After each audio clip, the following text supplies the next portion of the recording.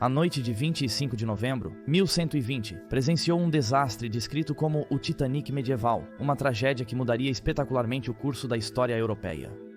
O navio branco saiu de Barfleur, França, com aproximadamente 300 passageiros. A bordo estavam vários normandos notáveis, incluindo William Adeline, de 17 anos, único filho legítimo do rei Henry e herdeiro do trono inglês. Ao amanhecer do dia seguinte, o navio havia afundado nas águas congelantes, afogando quase todos a bordo e deixando apenas um sobrevivente, um humilde açougueiro de Rouen, para testemunhar o desastre. Henry era o quarto filho de William, o Conquistador, rei normando, e Matilda de Flandres. Henry nunca foi destinado a ser rei da Inglaterra, mas após a morte de seu irmão mais velho, William I, ele lutou contra seus outros irmãos Robert Curthals, que era duque da Normandia, pelo trono e venceu. Após 20 anos de reinado, Henry era um governante apto, inteligente e instruído, tendo estabilizado o país e proporcionado um filho e herdeiro ao seu reino em 1100. Ele nomeou o menino William após seu formidável avô, e embora o jovem William fosse descrito pelo historiador inglês Henry de Huntingdon como um príncipe tão mimado que seria alimento para o fogo, ele se mostrou mais do que capaz quando atuou como regente da Inglaterra enquanto seu pai estava ausente na Normandia. Em 1120, William tornou-se duque da Normandia e prestou homenagem ao rei Luís VI da França. Após a tarefa, William respondeu ao pai que o aguardava no porto normando de Barfleur, norte da França. Agora, o rei e o príncipe podem iniciar sua viagem de retorno à Inglaterra. Condições principalmente justas. Era uma viagem de 10 a 12 horas da Normandia para a Inglaterra em bom tempo. Henry esperou até que as condições estivessem perfeitas antes de fazer a viagem. Agora estava frio demais, mas ao menos seco. O navio Moira liderou a frota na invasão normanda de Guilherme, o Conquistador. Em 1066, capitão Stephen Fitzgerald estava no leme do navio. Seu filho Thomas Fitzstephen se aproximou de Henry e ofereceu-lhe um marco de ouro. Era, ele disse, pagamento por 50 anos de favor real concedido à sua família. Ele então relatou a Henry sobre o Blanche-Neuf, adequado para o serviço real, cujo nome em português é navio branco. O navio Blanche foi assim chamado devido à cor pálida de sua madeira. Branco representava prestígio para os vikings e o notável navio sobressaía na frota. Fitzstephen desejava que Henry usasse seu navio para retornar à Inglaterra em sua honra. Ele mencionou que o navio, com 50 remadores habilidosos em velocidade, poderia retornar Henry rapidamente ao seu reino, sem qualquer vento. Henry estava contente com a proposta, mas disse que os preparativos para sua travessia do canal já estavam prontos. Henry estava contente que outros familiares e membros do tribunal embarcassem no navio branco, acreditando que eles apreciariam. Henry zarparia à tarde. O navio branco e seus baús de tesouro seguiriam depois, com 200 figuras importantes da Normandia e Inglaterra. Os passageiros eram o remador e William Adeline, filho e herdeiro de Henry, seus filhos ilegítimos Richard de Lincoln e Matilda de Perth, seu sobrinho Stephen de Blois, sua sobrinha Lucia Morehead de Chester e seu marido Richard de Vranches, conde de Chester, o mais influente da Inglaterra.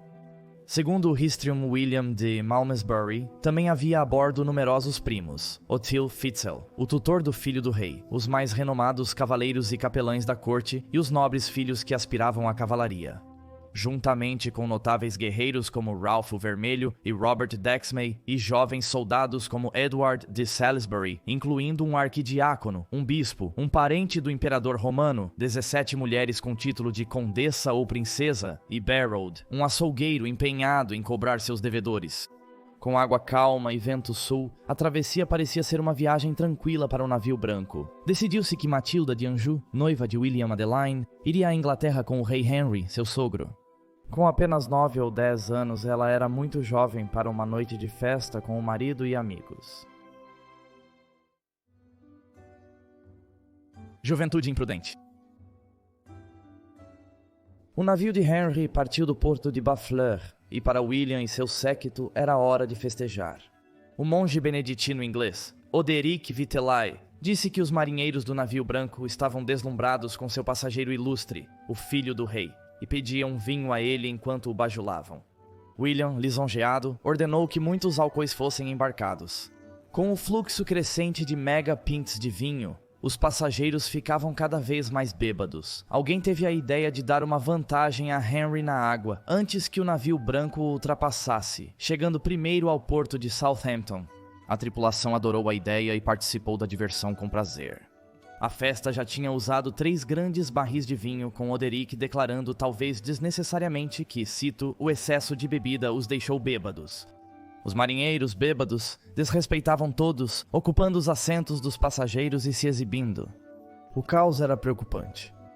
Na Idade Média, as viagens marítimas eram perigosas, quase ninguém sabia nadar e o afogamento era considerado uma terrível forma de morrer. Uma morte de pânico e dor. Uma maneira de aliviar a ameaça era se entregar à proteção de Deus. Em um navio real, é preferível ter monges ou padres para abençoá-lo com água benta antes de partir. Quando os homens sagrados chegaram, os passageiros embriagados acharam divertido expulsá-los antes da cerimônia. Essa negação da proteção religiosa foi posteriormente vista como um convite ao infortúnio subsequente. Possivelmente devido à embriaguez da tripulação, alguns passageiros deixaram o navio antes de ele partir. Oderick notou que eles perceberam que havia uma multidão muito grande de jovens selvagens e teimosos a bordo. Entre os que partiram estavam William de Tancarville, filho do camareiro de Henry, William de Hummer, Richard de Salisbury e o filho do Sr. Bolingbroke. Dauphin de Blois, sobrinho de Henry, também desembarcou, seja porque estava bêbado doente ou apenas doente, nunca saberemos. Ele foi acompanhado por 2 cavaleiros. Este é um ponto importante na história, mas voltaremos a Stephen mais tarde. Flertando com o desastre. O navio provavelmente partiu pouco antes da meia-noite com a maré baixa. Uma vasta multidão assistiu à partida do navio branco para o mar. O poeta normando Robert Waste escreveu: estava escuro. A luz não estava boa. Os marinheiros todos estavam bebendo e não haviam calculado o curso correto. Segundo Malmesbury, com 50 remadores, o navio branco era mais veloz que uma flecha, cortando a superfície do mar profundo. Havia uma enorme rocha, um perigo local bem conhecido como Quillebeuf, a cerca de 1 milha náutica fora do porto, mas estava muito escuro e eles estavam indo muito rápido. O timoneiro, embora familiarizado com a área, também estava carregado e desorientado. O navio branco colidiu fortemente contra a rocha, perfurando seu lado de bombordo. A festa virou pânico num instante. 2 tábuas do navio foram esmagadas, permitindo a entrada rápida da água através do buraco. Enquanto havia pânico em volta, os marinheiros tentavam avidamente livrar o navio da rocha com ganchos, piorando a situação.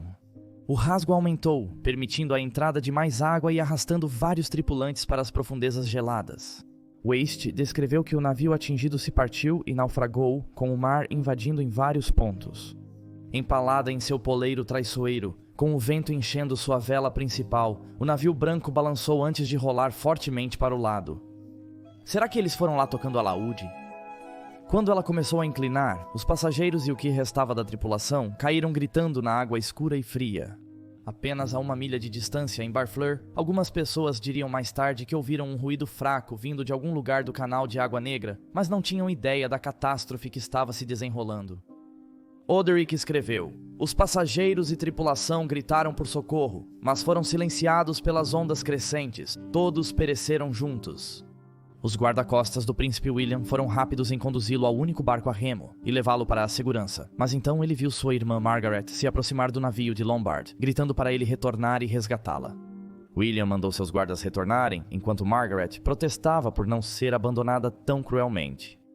Enquanto faziam isso, os sobreviventes restantes se debatiam em desespero, e ao se agitarem eles inundaram o pequeno barco que então afundou. William Adeline, herdeiro do trono inglês, faleceu naquela noite, como todos os demais. Quando o navio virou, Barrow o açougueiro conseguiu nadar até um pedaço do mastro quebrado. Ele subiu acompanhado por Geoffrey de L'Aigle, um dos valentes cavaleiros de Henry. Juntos acima da água congelante, assistiram o horror se desenrolar. Capitão Fitzstephen os alcançou, e ao saber do destino do príncipe proferiu suas últimas palavras. Eu nunca vou soltar, Jack. Ah, desculpe, roteiro errado. Suas últimas palavras. É em vão para mim continuar vivendo antes de permitir que seu corpo deslize abaixo das ondas e se afogue. Os 2 únicos sobreviventes só podiam aguardar o resgate na fria e úmida escuridão. Infelizmente, após horas, o cavaleiro do rei sucumbiu e partiu. Barold, nos é dito por Wace, se agarrou firmemente ao mastro até chegar à costa e foi retirado por 3 pescadores. Barold relatou a triste história a Oderic e aos interessados, vivendo em boa saúde por cerca de 20 anos depois disso. Anarquia. O rei Henrique estava devastado. Ele perdeu seu filho amado e herdeiro, 2 filhos adicionais, um sobrinho, uma sobrinha e vários de seus conselheiros mais íntimos. Ele se deitou e recusou comer. Dizem que ele nunca mais sorriu. Além da perda pessoal sentida pelo rei, politicamente o evento do navio branco foi um desastre para ele. Sem um herdeiro masculino e sem mais filhos nos próximos 15 anos de reinado, Henrique declarou sua filha Imperatriz Matilda como sua sucessora antes de morrer em 1135. Mas foi o sobrinho do rei, Stephen de Blois. Sim, lembra dele? Stephen foi um dos sortudos que desembarcou do navio branco antes que ele zarpasse, que tomou o trono e se declarou rei.